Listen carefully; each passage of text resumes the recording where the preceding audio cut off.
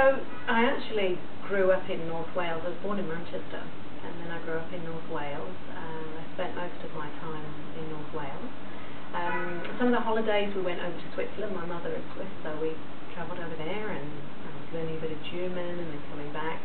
And then when I was 18, went to Manchester and studied up in Manchester. And then after that, I went over to Switzerland, first of all to help my aunt.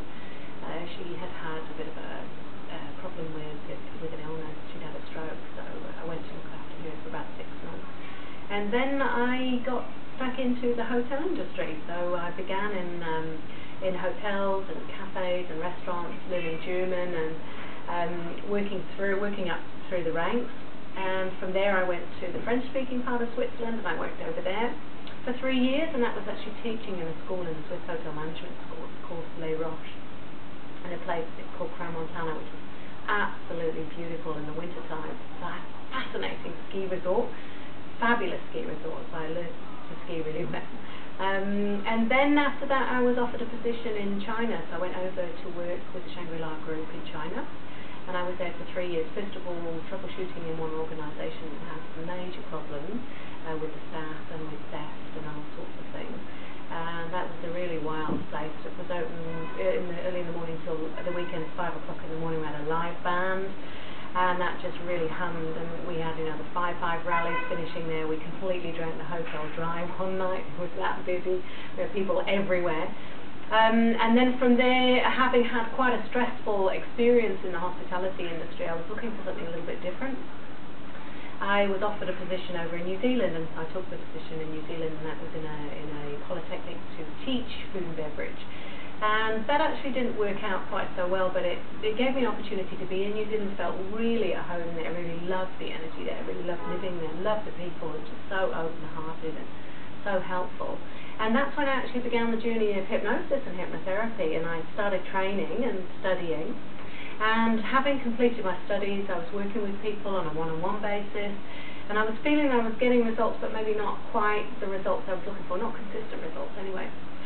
So then a colleague of mine said, well, have a look at NLP, you might find something there. And so I trained in Christchurch in New Zealand with an organisation that was just phenomenal, and they really helped me. It was like you had heaps more tools in your toolbox, particularly for those tricky cases that were now starting to come through the door, and it's like, okay, what do I do next?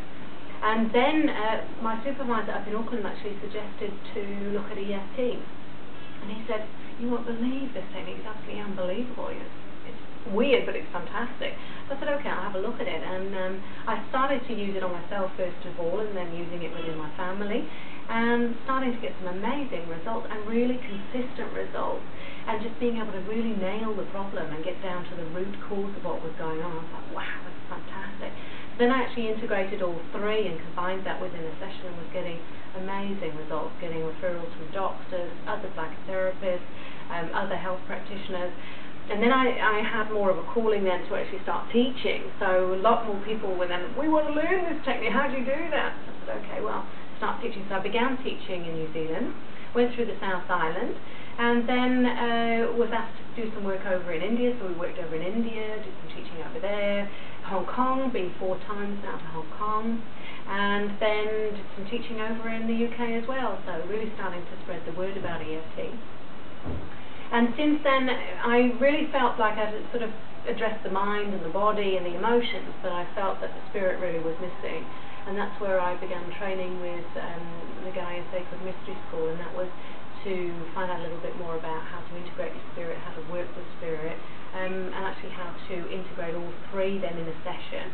So that took me on another journey, and that was really quite amazing. I became a record keeper, so I worked with the Akashic Records, which is where all of our life lessons are, and all the stories of our lives are kept in like this massive library. And so in hypnosis you can actually access that and change the Akashic Records, change the contracts perhaps that you've made for this life, so you can actually break through patterns instead of continually doing the same thing over and over again.